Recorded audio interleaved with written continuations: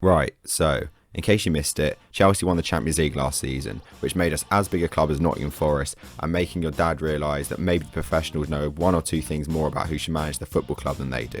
On top of that, it means that we qualify for the Super Cup, facing Villarreal in Belfast, and with Radamel Falcao currently in the wilderness of the Turkish Super League, and Romelu Lukaku not yet a Chelsea player, I was confident we could actually win one of these games for once. The quest for tickets was tough, from negotiating with scammers on Twitter, to an unsuccessful bid on the UEFA ballot, to an ambitious attempt to talk reasonably and logically to the Chelsea ticket office. I realised I'd probably be without a ticket for the game, which was fine, I didn't care. I'm Irish, my granddad is from Belfast. I've always wanted to go out there and find out about the history of the place and educate myself a bit more about that side of my family heritage. It's essentially the Charity Shield but European. I doubt I'll even watch it. I'm sure the Ulster Museum would be far more interesting. Oh shit, extra tickets available, 100 quid, bargain, let's go. Champions of Europe, we know what we are. Left my house at 6:30 AM.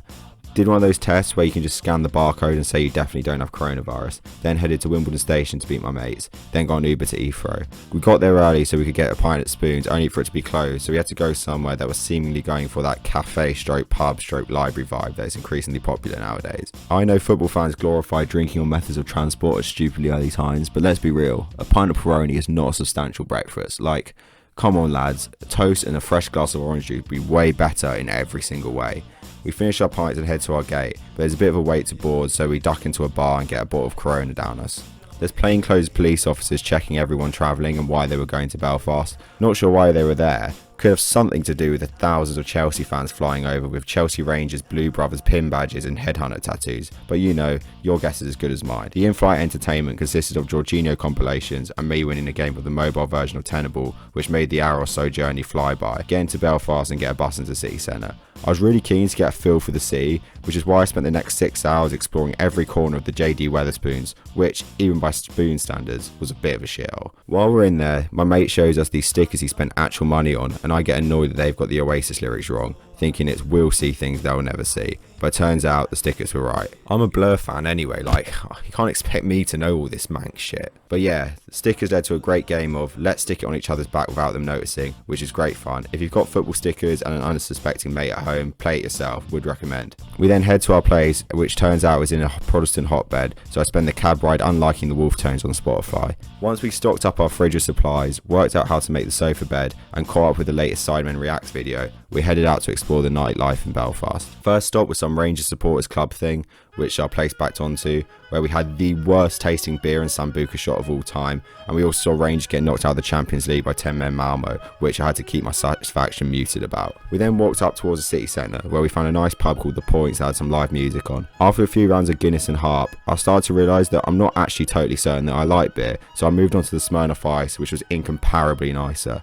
Left just before it closed and spent an extortionate £10.50 on some chicken and chips that were mediocre at best before heading to bed. I got up early the next morning and went for a wander around the local area, admiring the local artwork and reading about the political movements. One thing I gathered from my walk was that they must really fucking hate my Fenian blood. Honestly, I've heard stories and whatnot, but I wasn't aware just how politically and religiously charged some areas of Belfast still was. Wow. Honestly, it makes me think we should definitely learn more about Ireland in schools in England, because you could so easily misspeak or turn down the wrong road or go into the wrong boozer or something. It's crazy that this is right on our doorstep and that so much of the debate is about religion as well.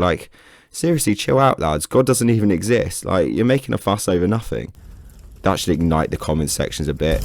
Moving swiftly on. After getting back, we spent 2 hours getting ready to leave before we went back into the town to look around. Not to offend anyone from Belfast, because I actually don't mean this in a bad way, but the place looks like a Call of Duty map. It's run down, there's derelict buildings, political graffiti, alleyways, moody grey weather, and a proper edgy feel, which I liked. Being from southwest London, everywhere is so bland and generic, high street kind of feel.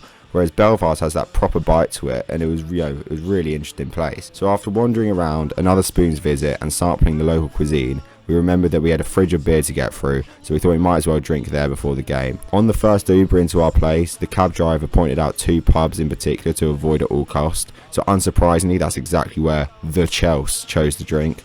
I don't know what it is about Chelsea fans, but they have a habit of picking the absolute worst pubs and areas to have a beer before the game. Every away game it is exactly the same, just one shithole boozer after another, rammed with lads with expensive jackets and shit haircuts. It's mad. Drinking back at ours, we could hear the Rangers pub was having some kind of Chelsea Rangers loyalist UVF wankathon. I'm pretty sure that's what they called it.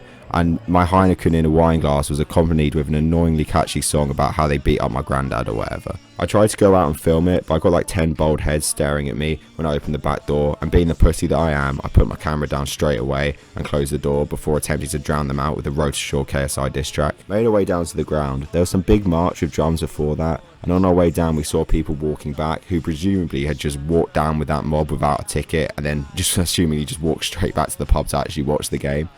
I really don't get the Chelsea Rangers thing. I know I'm from the other side, so that will play a part in it, but I find the Liverpool Celtic or Dortmund loving strange too. I just can't imagine giving that much of a fuck about a club you just don't support. And from what I could tell, Rangers don't really give a fuck about Chelsea in comparison. Like, in the Rangers pub, I saw Linfield flags, Hamburg badges, a fucking FC Utrecht badge before I saw a Chelsea one. We're clearly the massive sidemen when it comes to this Blues Brothers thing. Also, isn't supporting two teams against the fucking football fan code or something? Like, it's glory hunting, isn't it? It's all just super weird to me. Got to the ground despite the sign saying that it was up in the sky. My seats was in a different part to my mate, so I left them and went up to my stand in time to see them faff about some sheets and the two trophies. Game starts and Chelsea look great. Werner's making the runs, Havertz is looking classy, Ziyech is balling and Alonso's causing problems. And we deservedly get the goal. Villarreal come into the game after Zuma skies the ball over from about 5 yards out and hit the bar just before the interval.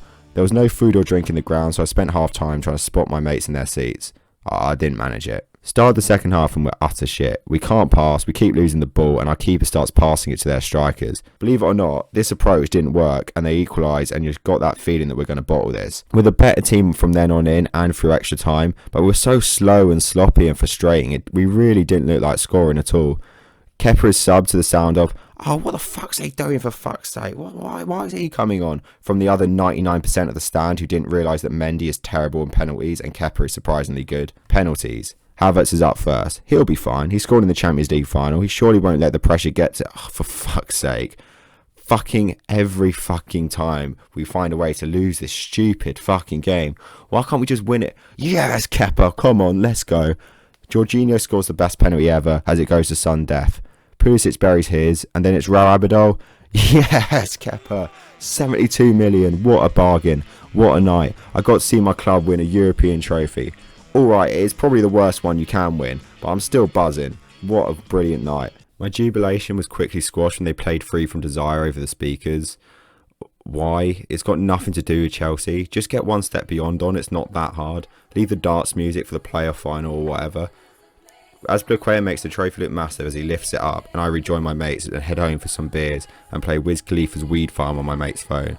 Amazing game, 10 out of 10, would recommend. We had some time to kill around Belfast the next day before our flight in the afternoon. We went to some old famous pub where someone had scraped MLS into the booth, which was cool. Walked around the Celtic shop because I knew that would annoy people who watched this.